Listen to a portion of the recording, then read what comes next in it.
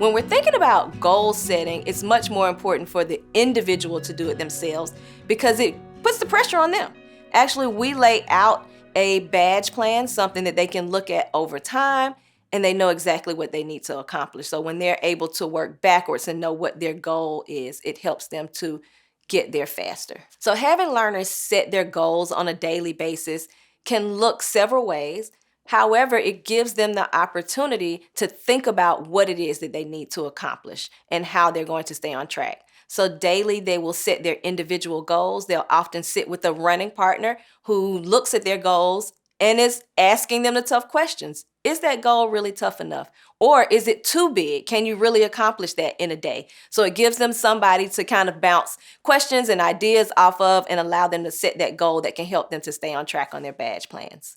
It's important for learners to set their own goals because when they fail, and if they fail, that is on them. And there's a lot to be learned from that.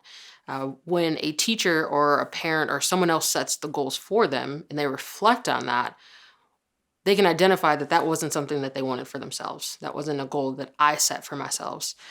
So I think it's so important for them to take ownership, right, over their own education, over their own learning and their goal setting, so that when they succeed, because they will, that there's so much more, they're much more proud of their accomplishment rather than somebody else setting it for them. So in a traditional learning environment, the teacher usually has a goal set for their class. It's usually a pretty consistent goal with where they want all their learners to be by the end of the year, and that goal is judged on test scores and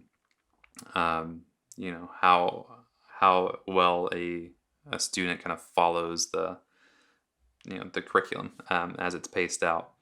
In a learner-led environment, each learner is setting their own goals, and they're thinking kind of long-term, not just about what do I want to learn right now, but what are the kinds of things I want to be doing when I leave high school, when I'm 18.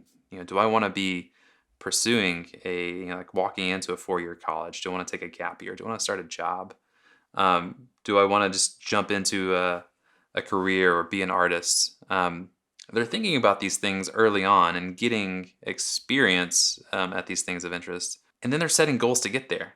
So, if I want to be a doctor, the courses I'm going to take in biology are going to be different than someone who wants to go, straight into being an electrician after school.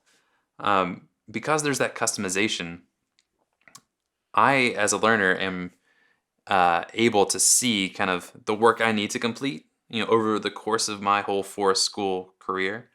But I'm also able to think through, how does that affect what I'm doing this week? How does that affect what I'm doing today? And then the question is no longer, when am I going to use this? Or why am I learning this now?